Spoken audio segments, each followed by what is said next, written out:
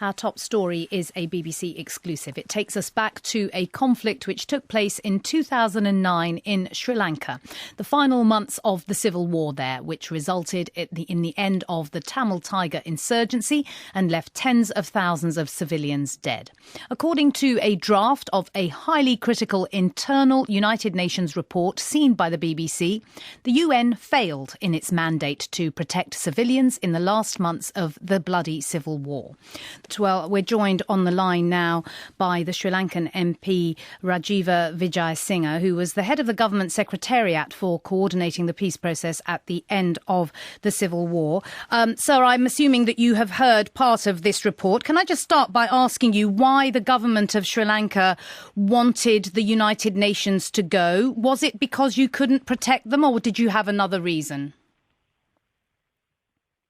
Well, in fact, we didn't want them to go. I mean, I've said this again and again, but obviously no one's checked. In September, we asked the NGOs to leave because one of them had actually been supplying vehicles to the Tigers. We specifically asked, and that letter is available, UNFPA and UNHRC, the High Commission for Refugees, HCR, to stay along with the Red Cross.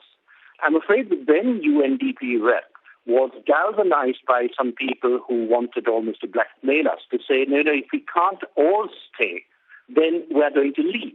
So Secretary of Defense said then, leave.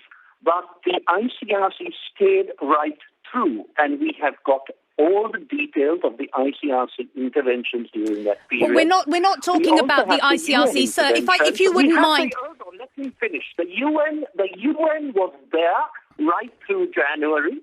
And it's nonsense to say the UNDP rep didn't bother. They were very concerned. I remember my minister being rung up by one morning and told that, the people in the no-fire zone were being fired on.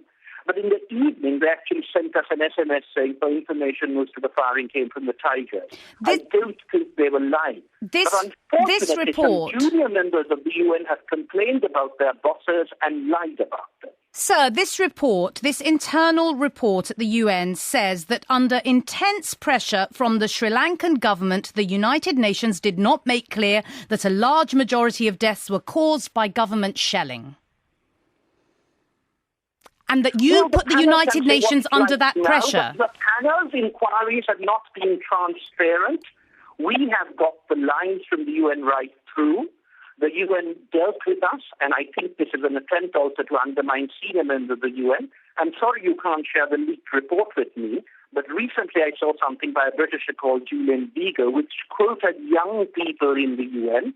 They are liars. For instance, I checked with IOM about the person called Suzanne. They said there was no such person called Suzanne. There's something called Internews, which said that there was what the views still represent them. I'm afraid these people are not only determined to push a political agenda, but they are not truthful. I mean, I don't mind people being anonymous, but don't claim to have a name which turns out to be false. Why don't you check with the senior leadership of the UN? I have to say that the Sri Lankan government has failed because when that Darusman report came out, I personally checked. So John Holmes had not been contacted except very briefly initially. Neil Boona, who was the UNDP head and worked very well with the Sri Lankans, was not contacted. He can testify that the Tigers did not allow something like 600 Sri Lankan workers to leave. But at the end of the war, all of them were safe. So these are hardly indiscriminate attacks. Well, let me ask you about the issue that both sides in this conflict have been accused of war crimes and crimes against humanity. What do you, as a representative of the Sri Lankan government, have to say about that? That there was widespread, indiscriminate shelling of civilians? Well, who are the people who make these attacks? For instance, in the East, where I followed very carefully, Human Rights Watch did indiscriminate attacks on civilians, but their report recorded only one instance of civilians being killed, and that was because of motor locating radar. The army took full responsibility and said, we are sorry, but we used motor locating radar. And Human Rights Watch granted the Tigers had been with weapons in a refugee camp, but they said they were not heavy weapons. How dare they allow these people to shoot from amongst refugees? Do you not, sir, take responsibility? I was head of the Peace Secretariat. I monitored Channelnet every day, and I would ask for explanations. How do you account for, sir? If you will just, how do you account for tens? Let me finish. You are not answering the question, sir.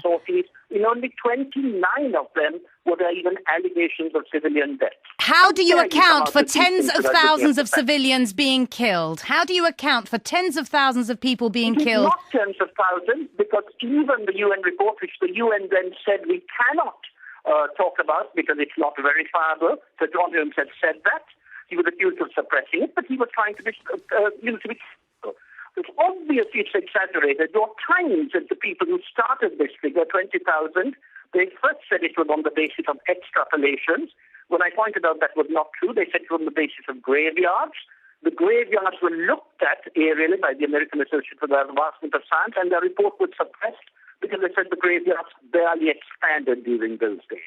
So why don't you look at a few facts instead of listening to the exaggerations of people who simply cannot cite dates and times? Is it not also the case, sir, that you have not allowed journalists to report on this story freely, which makes it very difficult to verify some of the things that you're claiming?